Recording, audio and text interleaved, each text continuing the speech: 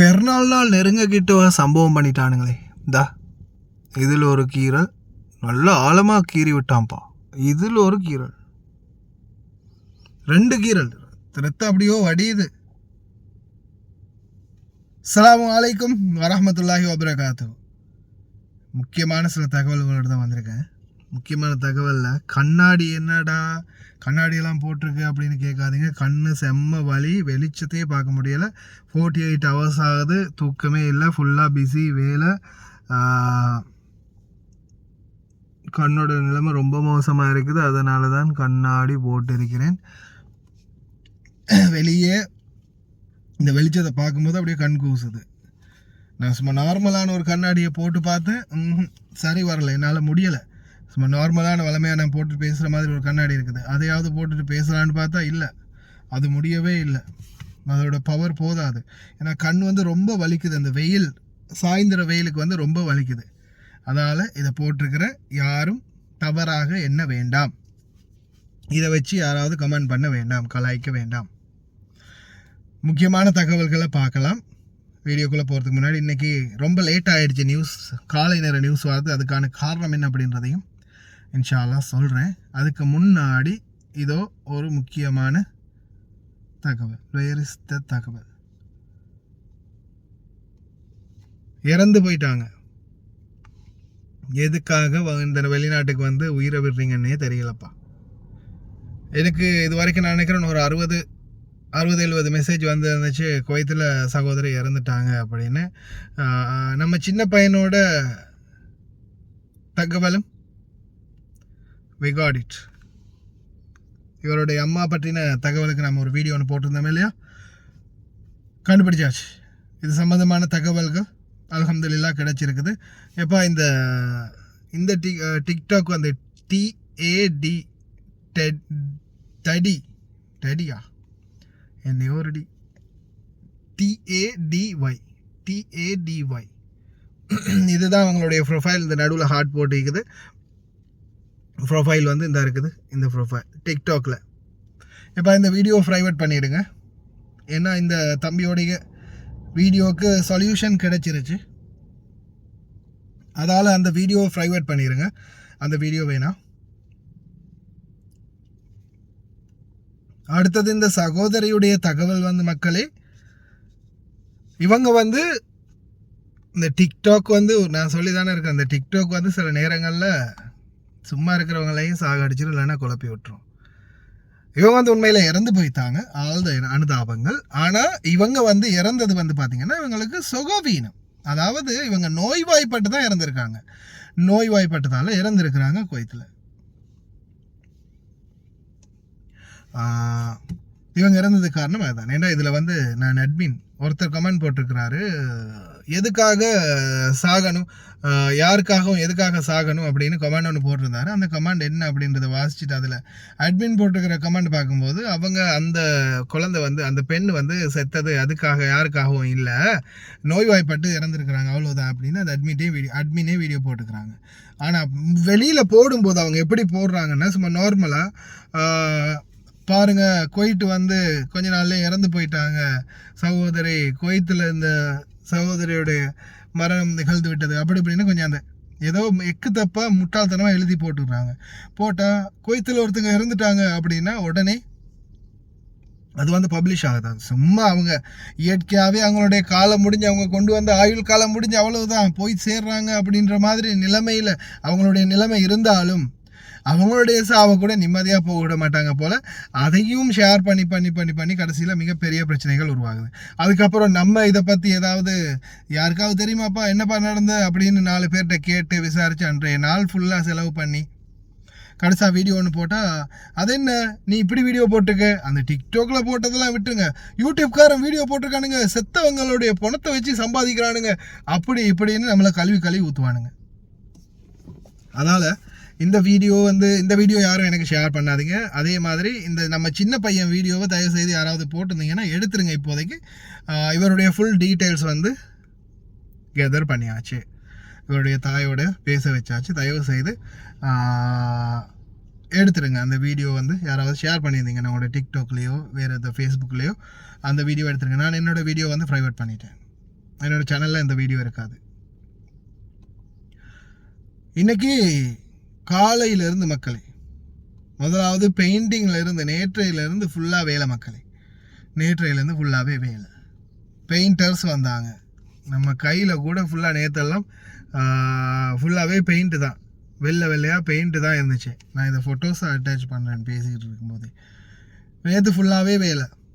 Painters வந்தாங்க. Second ஃப்ளோரை வாடகைக்கு விடணும். பெயிண்டர்ஸ் வந்து பெயிண்ட் வேலையெல்லாம் முடித்து அதெல்லாமே அடித்து நவர்த்தி விட்டுட்டு போயிட்டாங்க.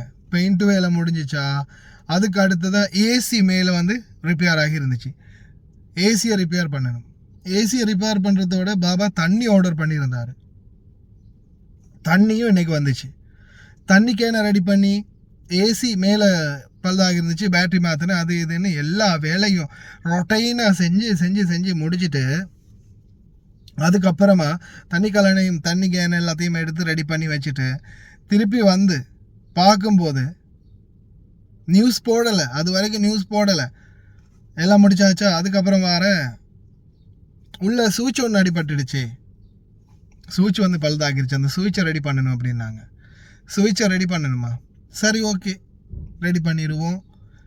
ஏன்னா அதுக்கு வந்து இவங்களை கூப்பிட முடியாது. எலக்ட்ரீஷியனை கூப்பிட்றதா இருந்தால் காசு வேணும். காசு காசு இப்போதைக்கு கொடுக்க முடியாது. என்ன, காசு இல்லை இப்போதைக்கு. ஸ்டொக்கில் காசு இல்லை இப்போதைக்கு, காசு இல்லை. ஏன்னா நான் உங்களுக்கு சொல்லியிருப்பேன், பாபா மாமா 2 பேருடைய சம்பளமும் எதிர்வரும் 10ஆம் தேதி வரைக்கும் ஹால்ட். 10ஆம் தேதி தான் கிடைக்கும். இந்த நோன்புக்கு பெருநாளைக்காக முன்னாடியே கவர்மெண்ட் வந்து முன்னாடியெல்லாம் அப்படி தான் செய்வாங்க, நேரத்தோட ஏர்லியாக கொடுத்துருவாங்க அப்படின்னு. இந்த மாதமும் ஏர்லியாக வந்து கிடைச்சிடும் அப்படின்னு நம்பி செலவு பண்ணிட்டாங்க. கடைசியில் எது ஒரு ரூபாய் கூட இல்லாமல் மொத்தமாகவே செலவு பண்ணிட்டாங்க. அதுக்கப்புறம் பார்த்தா காசு வரல. அதால் எல்லாமே ஸ்தம்பிதமாகிடுச்சு. எங்களுடைய சம்பள பணம் கூட ஸ்தம்பிதமாகிடுச்சு. சம்பளம் கூட ஹவுஸ்மேட்டுக்கோ எனக்கோ யாருக்குமே கொடுக்கல. ஏதோ நம்ம அட்ஜஸ்ட் பண்ணிவிட்டு அதை நான் போன வாட்டி நியூஸ்லேயும் சொல்லியிருந்தேன். ஏன்னா நிறைய பேருக்கு வந்து இதே நிலைமை இருக்குது. அப்போ 10ஆம் தேதி தான் சம்பளம் தருவாங்க அப்படின்னு சொல்லும்போது சில வந்து மனசு சலிச்சிக்கிறதுக்கு, என்னடா இவ்வளோ கஷ்டப்பட்டு வேலை செய்கிற, நோன்பு பெருநாள், அதுவுமா பெருநாள் நாளையில் இவனுங்க சம்பளம் தர மாட்டேங்கிறானுங்களே, இப்படி பண்ணுறானுங்களே அப்படின்னு கொஞ்சம் உங்களுக்கெல்லாம் மனவேதனை வர்றதுக்கான வாய்ப்புகள் நிறைய இருக்குது. மனஸ்தாபம் வர்றதுக்கான வாய்ப்பு இருக்குது. ஆனால் உண்மையான நிலைமை அதுதான். அப்போ நானாவது இப்போ என்னுடைய நிலைமை என்ன அப்படின்றது, மக்களுடைய நம்பிக்கையை வென்று இருக்கிறோம். மக்கள் நம்ம எது சொன்னாலும் நம்ம செய்திகளை சொல்லும்போது கேட்குறாங்க, புரிஞ்சுக்கொள்கிறாங்க. சில தகவல்களை நம்ம மக்களுக்கு எடுத்து வைக்கிறோம். அப்போ அந்த அடிப்படையில் நான் இந்த விஷயத்த சொன்னாலும் மக்கள் ஏற்றுக்கொள்வாங்க.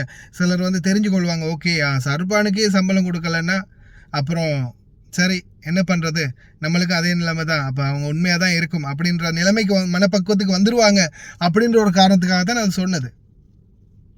அதே மாதிரி இப்போ சம்பளம் இல்லாதால் எலக்ட்ரீஷியன் எல்லாம் கூப்பிட முடியாது இல்லையா. வீடியோஸ் நான் நினைக்கிறேன், நான் பேசிக்கிட்டு இருக்கும்போதே நான் எடிட்டிங்கில் அந்த வீடியோஸ்களை போடுறேன், பார்த்துக்கோங்க. அந்த வீடியோஸ்கள் வந்துகிட்டு இருக்குன்னு நினைக்கிறேன், இப்போ காட்சியில் பார்த்துக்கிட்டு இருப்பீங்கன்னு நினைக்கிறேன். அதுக்கப்புறமா எலக்ட்ரீஷியனை கூப்பிட முடியாது இல்லையா. சரி, சுவிட்ச் பழுதாகிடுச்சா, அதையும் நாம் தானே செய்யணும் அப்படின்ற மாதிரி கடைசியில் அவங்க வந்து போனால் 5 தினார் 10 தினார் கேட்பாங்க. நம்மளுடைய நிலைமைக்கு எங்கேருந்து நம்ம 5 தினார் 10 தினார் தேடுறது? இப்போ இருக்கிற நிலைமைக்கு ரொம்ப மோசமாக இருக்குது சிச்சுவேஷன். காசு பணமெல்லாம் சேமித்து வைக்கிறது ரொம்ப கஷ்டமாக இருக்குது. ஏன்னா காசு இல்லை. வெளியில் போனாலே எப்படியுமே காசு வேணும். ஏன் இப்போதைக்கு வரைக்கும் நான் நினைக்கிறேன் குறைஞ்சது என்கிட்ட ஸ்டொக்கில் இருந்த காசு ஒரு 25-30 தினாருக்கு மேலே.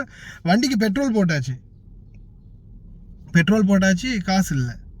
என்னோடய காசில் தான் பெட்ரோல் போட்டுக்கிட்டு இருக்குது வண்டிக்கு. இதோட 4வது வாட்டி 5வது வாட்டி போட்டு இப்போ நான் நினைக்கிறேன் ஒரு 30 டினாருக்கிட்ட வந்துருச்சு பெட்ரோல் போட்ட மட்டுமே. ஜெமியாக போய் வந்தது, அங்கே இங்கே இருந்தது, கொஞ்சம் அங்கே கபட்டில் இருந்தது, லாட்சில் இருந்தது, தலானி கடியில் இருந்ததுன்ற மாதிரி இருக்கிற எல்லா காசையும் தொடச்சி எடுத்தாச்சு. ஒன்றும் இல்லை. இந்த வருஷம் ரமதான் தான் இப்படி பண்ணியிருக்குது. ரமதான் வச்சு செஞ்சுட்டு போயிடுச்சு. அந்த மாதிரி சிச்சுவேஷன் இருந்ததால் மக்களே, இந்த மாதிரி வேலைகள் எல்லாமே என் தலையிலே வந்துடுச்சா. எல்லாமே செஞ்சு முடிச்சுட்டு கடைசியில் ஏசிக்காரனுக்கும் கடன் சொல்லியாச்சு, பெயிண்ட் அடிக்க வந்தவனுக்கும் கடன் சொல்லியாச்சு. போயிட்டு அப்புறமா வாப்பா பெருநாள் கழிச்சு பார்த்துக்கலான்னு ஏசிக்காரங்களுக்கும் கடன் சொல்லியாச்சு, தண்ணிக்காரங்களுக்கும் கடன் சொல்லியாச்சு. கடைசியாக எலக்ட்ரீஷியனை கூட்டிகிட்டு வந்து அவனுக்கும் கடன் சொல்ல முடியாதுன்னு அந்த சுவிட்சை நானே மாற்றினேன். ஏன்னா சிலர் வந்து கேட்பீங்க, நீங்கள் எதுக்கு தேவையில்லாத வேலையெல்லாம் பார்க்குறீங்க அப்படின்னு. இந்த காரணம் தான். அவங்கள்ட்ட காசு இல்லை, மெயினான சுவிட்ச் அடிபட்டிருக்குது, அது மாற்றலைனாலும் கடைசியில் யாராவது கையை வச்சு அதுக்கு மேலே கரண்ட் அடித்து ஏதாவது ஷாக் அடிச்சிச்சின்னா அதுக்கு வேறையா நம்ம தானே ஓடணும். அதால் சுவிட்சை மாற்றி விட்டால் ஒரு பிரச்சனையும் இல்லை.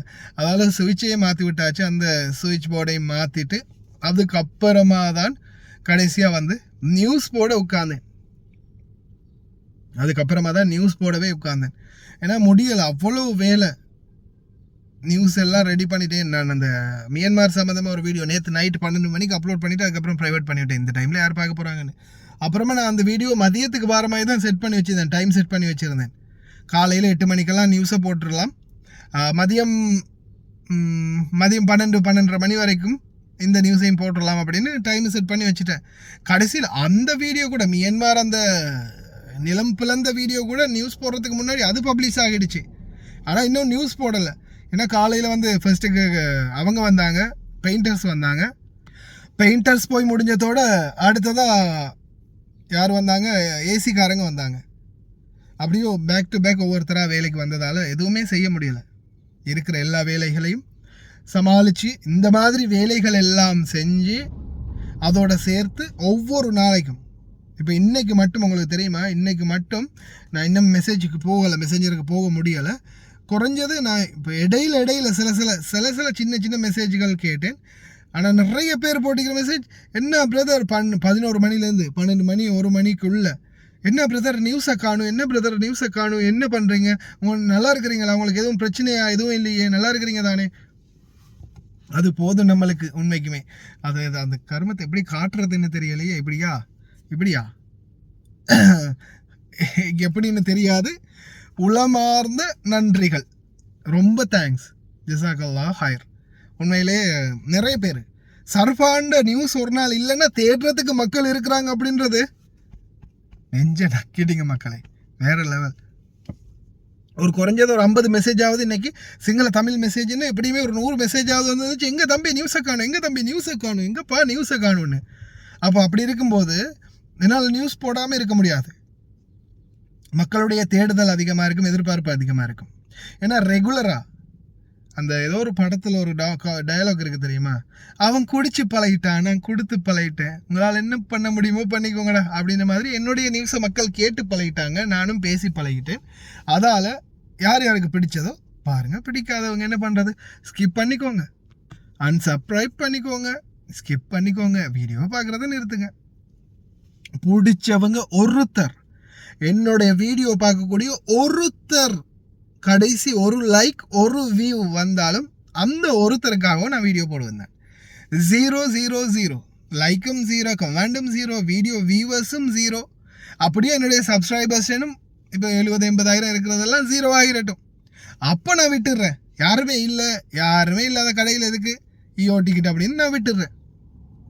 அது வரைக்கும் நான் என்னுடைய ஃபேஷனில் என்னால் எப்படி போட முடியுமோ அப்படி நான் போட்டுக்கிட்டே இருப்பேன் வீடியோ. அது பிடிச்சவங்க பார்க்கலாம், பிடிக்காத விடயங்களை ஸ்கிப் பண்ணிக்கோங்க.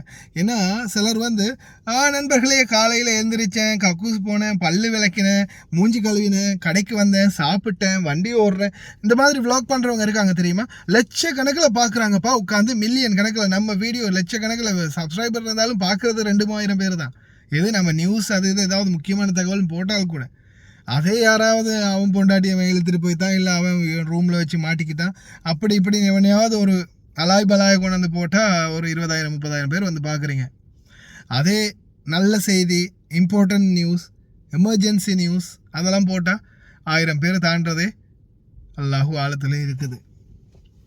ஆனால் இந்த மாதிரி நம்ம போடுற கண்டென்ட் கிரியேட்டர்ஸுக்கு இடம் இருக்காது. ஆனால் ஹாய் மக்களே, இன்றைய நாள் இப்படித்தான் போச்சு. காலையில் எழுந்திரிச்சேன், பல்லு விளக்கிறேன், மூஞ்சி கழுவினேன், சாப்பிட்டு அந்த கடைக்கு போனேன், இந்த கடைக்கு போனேன், இன்றைக்கி டியூட்டிக்கு இங்கே போனேன், அங்கே போனேன், இங்கே இருக்கிறேன். அன்னைக்கு காலையிலேருந்து நைட்டு வரைக்கும் பைபிளில் முடிச்சிருவானுங்க. அன்றைய ஹாபி. அவன் என்ன பண்ணான்றதை நீங்கள் எதுக்கிடா போய் உட்காந்து பார்க்குறீங்க, நீ எதுக்கிடா போடுற அப்படின்ற மாதிரி கேட்க தோணும். இருந்தாலும் அது ஒரு ஃபேஷன், அது ஒரு கண்டென்ட், அவங்களுடைய அது கண்டென்ட். தன்னுடைய வாழ்க்கை, நான் குவைட்டில் இருக்கிறேன், நான் இந்த மாதிரிலாம் பண்ணுறேன், நான் சவுதியில் இருக்கிறேன், நான் இப்படி இருக்கிறேன், நான் லண்டனில், ஜெர்மனில், கனடாவில், அமெரிக்காவில் இருக்கிறேன், நான் இப்படி பண்ணுறேன்னு அவங்க இஷ்டத்துக்கு அவங்க பேசிக்கிறாங்க, போடுறாங்க. அவங்களுடைய வாழ்க்கை வரலாறு ஒவ்வொரு நாளும் நீங்கள் போய் பார்க்குறீங்க. அப்போ அப்படி செய்கிறவங்களுடைய வீடியோவே பார்க்குறீங்கன்னா அவங்களே ஒரு நாள் ஃபுல்லாக 15 நிமிஷம் 20 நிமிஷம் 30 நிமிஷம் சில நேரங்களில் 1 மணி நேரம் கூட வீடியோ போட்டிருப்பாங்க. அதெல்லாம் உட்காந்து பார்க்குறவங்களுக்கு ஏன் நம்மளுடைய ஒரு 15-20 நிமிஷம் முக்கியமான சில வீடியோக்கள் போட்டால் பார்க்க முடியாது. அப்படி சில நேரங்களில் எனக்குள்ளே நானே கேட்டுக்கொள்வேன். இருந்தாலும் இட்ஸ் ஓகே. மக்கள் எப்படியோ பிடிச்சவங்களுக்கு அவங்களுக்கு எப்படி பிடிக்குதோ அப்படியே போகட்டும். ஏதோ அல்ஹம்துலில்லாஹ் சொல்லணும்னு தோணுச்சு, சில விஷயங்கள் மனசு விட்டு பேசணும்னு தோணுச்சு.